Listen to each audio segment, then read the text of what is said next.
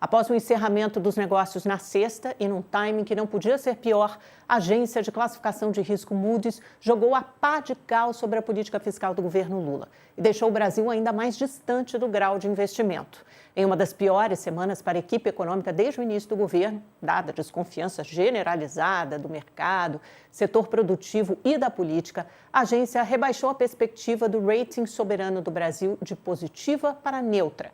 Entre os motivos elencados pela Moody's, o aumento do custo da dívida, que são os juros mais altos, a rigidez das despesas públicas, aquele orçamento super engessado, e o ritmo lento de construção de credibilidade da política fiscal. Ela citou ainda a necessidade de reformas profundas, como a desvinculação de benefícios sociais do governo. Esse é um assunto proibido no Planalto. Quando foi aventado, assim, meio en passant pela ministra Simone Tebet no ano passado, foi imediatamente refutado pelos manda-chuvas do governo. A novidade é que, no Congresso, assuntos que antes eram tabu vêm ganhando corpo. Como nos relata a colega Adriana Fernandes, da Folha de São Paulo, o cardápio a ser debatido na Câmara vai de desvinculação dos pisos de saúde e educação ao limite de deduções do imposto de renda e maior taxação para fintechs e bets. O grupo de trabalho da reforma administrativa vai debater também reformas mais estruturais, pensando ali em 2027, quando faltará dinheiro para cumprir, inclusive, os pisos de saúde e educação. Se o governo não pautar a agenda, corre o risco de ficar a reboque do legislativo. A dança sincronizada entre governo e os novos chefes das duas casas do Congresso, Alcolumbre e Mota, mostrou os primeiros sinais de descoordenação, com Mota e Alcolumbre jogando juntos. Lula percebeu e fez uma série de afagos ontem a Hugo Mota em evento público, mas na política não existe abraço dos afogados. O jogo da eleição de 2026 está a pleno vapor e a crise fiscal tornou-se o mais recente tema na mesa de discussões. O governo tem esta semana para correr atrás do prejuízo e apresentar um projeto minimamente convincente para as contas públicas. Senão, depois desse IOF, terá que pensar no próximo aumento de imposto. E o que está em risco na sucessão de erros que passam por crises do PIX, INSS e IOF é o plano de reeleição de Lula.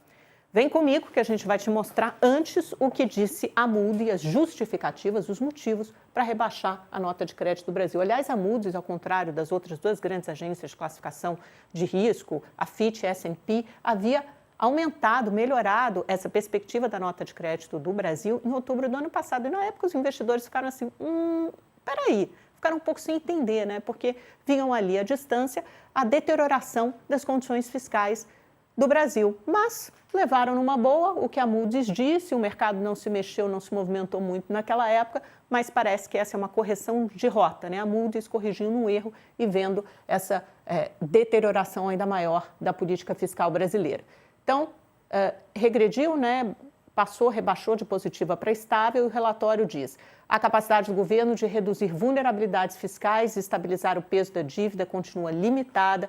Reformas mais profundas seriam necessárias para aliviar boa parte da rigidez nos gastos e ampliar a capacidade do governo de reagir a choques. É aquilo, se você tem pelo menos 92% do orçamento já destinado a despesas obrigatórias, o governo fica com uma margem de manobra muito estreita quando chegam crises para reagir. Esses desafios compensam o potencial positivo de crescimento do PIB, a gente vai falar sobre isso também, o PIB do primeiro trimestre veio forte, robusto, e dos investimentos, além das reformas econômicas em andamento. Esses são alguns temas, daqui a pouco a gente vai repercutir tudo isso e mais com a economista Marcela Rocha, que é da Principal Asset Management. Mas antes, vamos dar uma olhadinha no que disse o presidente Lula, porque no meio de todo esse imbróglio acerca do IOF, o Lula participou ontem da Convenção Nacional do PSB, B de bola, o partido do vice-presidente Geraldo Alckmin, porque o prefeito de Recife, João Campos, assumiu oficialmente a presidência do partido. O Lula fez uma série de afagos ao presidente da Câmara, Hugo Mota, e deu esse recado aqui. Que seja unânime entre todos os partidos, o correto não é a gente tomar a decisão e depois comunicar.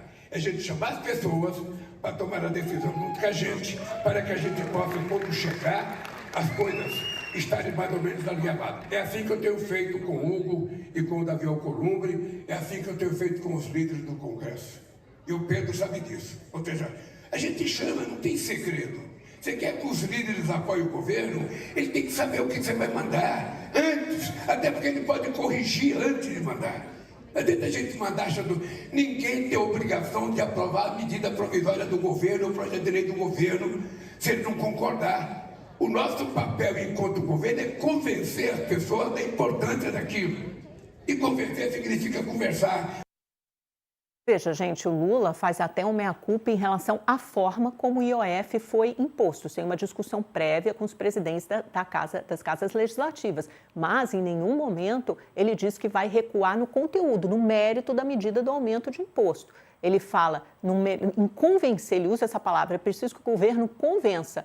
Mas eu acho que falta o governo ouvir melhor o que o Congresso está dizendo. O Congresso está dizendo em alto e bom som que não vai tolerar, não vai aprovar mais uma medida de aumento de imposto. Corre o risco do governo ser derrotado, caso na outra semana, porque essa aqui tem aquele fórum do BRICS no parlamento, Brasília está parada, não tem sessão, portanto o governo ganha mais uma semana para negociar isso nos bastidores, fazer uma articulação mais azeitada e que está na próxima semana, se não conseguir convencer ou apresentar medidas alternativas, que é isso que o Congresso está pedindo, pode ser derrotado ali com um daqueles projetos de decreto legislativo colocado, se for colocado em votação.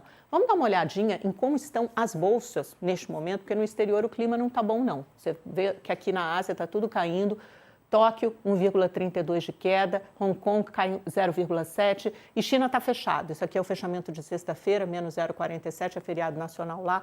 Todo mundo reagindo ao acirramento das tensões comerciais, depois do Donald Trump ter feito 2 recados na sexta, que eu vou contar para vocês com mais detalhes, mas ameaçando subir a tarifa do aço e alumínio de 25% para 50% e ameaçando a China também, dizendo que a China não está cumprindo a parte dela do acordo e não está contribuindo para reduzir as tensões comerciais. Europa também no terreno negativo, tudo cai, Paris 0,73, Londres 0,04, Frankfurt queda de 0,57, Madrid 0,21. Só passar com vocês o encerramento do pregão dos Estados Unidos na sexta-feira, mas já adianto que os índices futuros por lá também estão caindo pelo mesmo motivo, tensões comerciais, 0,01 no negativo de S&P 500 na sexta, Dow Jones subiu levemente 0,13, Nasdaq caiu 0,32. É pouca coisa, mas as bolsas assim num compasso, sempre num compasso de espera. E por aqui não foi diferente, o índice Bovespa concluiu 3 pregões negativos, com fechamento no vermelho na semana passada, está aqui aos 137 mil pontos, tinha batido várias máximas históricas, né, recordes, ali pelos 140 mil, de volta aos 137 mil, com 1% de queda, e o dólar subiu 0,91 aos R$ 5,71, repercutindo crise do IOF e repercutindo também as bolsas lá fora. Vamos dar uma olhada na agenda dessa semana. É uma agenda que, assim, ela é fraca no Brasil e ela é mais importante, mais cheia nos Estados Unidos e na Europa. Daqui a pouco a gente mostra para vocês Boletim Focus, tem vários PMIs, atenção às 14 horas, horário daqui, horário local do Brasil, para o discurso de Jerome Powell, presidente do Fed. Vamos ver se ele tem alguma novidade, mas continua naquele também, compasso de espera do Banco Central de lá, esperando saírem índices mais contundentes de inflação e desemprego no cenário pós-tarifas de Trump. Na terça-feira, temos produção industrial no Brasil, isso é importante. E aí, essa semana, ela é marcada por uma série de indicadores de emprego nos Estados Unidos. A começar por esse JOLTS da terça-feira, mas depois tem mais 2. Quarta-feira, vamos passar aqui rapidamente para o próximo dia, quarta. Aí, olha, o ADP, que é outro índice de emprego, aí tem alguns do setor de serviço, o livro bege do FED, que é um compilado ali de indicadores econômicos, de sentimento econômico de vários estados importantes dos Estados Unidos. É um compilado grande, praticamente mostra o estado da economia americana. Os investidores se debruçam muito sobre esse paper, esse documento oficial do FED. Aí na União Europeia, pedidos iniciais de seguro-desemprego nos Estados Unidos e atenção para a balança comercial no Brasil às 15 horas da quinta. E no último dia, na sexta, todas as atenções voltadas para o payroll, que é o grande relatório de emprego americano, e o Fed olha muito para isso, para determinar a sua taxa de juros na próxima reunião, que acontece agora em junho, acho que é 18 de junho, se não me engano. Bom, pessoal, vamos para um rápido intervalo para quem nos acompanha pela TV. E quem está conosco pela internet, pelo YouTube, pelo canal UOL na internet, fique aqui comigo, porque nós temos uma série de informações importantes. Então, vamos lá. Trump, por que o humor nas bolsas mundiais está azedando hoje? Porque o Trump afirmou, após o fechamento dos mercados na sexta, que planeja dobrar as tarifas sobre a importação de aço de 25% para 50%. Então, todos aqueles papéis ligados a siderúrgicas, a empresas automobilísticas começam a cair. O Brasil sempre é afetado por isso, porque nós somos um dos maiores exportadores de aço para os americanos. 54% do aço brasileiro exportado tem como destino os Estados Unidos, então isso pega a nossa indústria siderúrgica em peso. Ameaçou a China. Trump também acusou a China de violar trégua tarifária com os Estados Unidos. Ele publicou o seguinte naquela rede social dele, a Truth Social, abre aspas, a China, talvez não surpreendentemente para alguns, violou totalmente seu acordo conosco. Adeus ao papel de bonzinho. Veio um dia depois do Scott Bessent dizer que as negociações com os chineses estão estagnadas. E a China publicou um comunicado ontem, duro, respondendo aos americanos e acusando os Estados Unidos de violarem o Pacto de Genebra. Segundo o Ministério do Comércio da China, os Estados Unidos introduziram restrições discriminatórias tanto aos chips de inteligência artificial da China, que agora precisam de uma licença especial para serem exportados, como também revogando uma série, milhares de vistos para estudantes chineses. Outro recado rápido da OPEP+, né, que determinou pelo terceiro mês consecutivo um aumento da produção de barris de petróleo, 411 mil barris em julho. E, por incrível que pareça, você acha agora os barris de petróleo vão cair. Não, eles estão subindo com uma alta forte de quase 4%, porque o mercado estava temeroso de que a OPEP+ aumentasse ainda mais essa produção diária de barris. O último recado, Polônia venceu o candidato da direita conservadora, que é o Karol Nawrocki. Ele é apoiado por Trump, tirou fotos ao lado do Trump. Ele usou o slogan do americano, fazer a Polônia grande novamente. Ele disputou contra o prefeito de Varsóvia, que é mais pró-europeu. Foi uma margem muito estreita, 50,89% a 49,11%.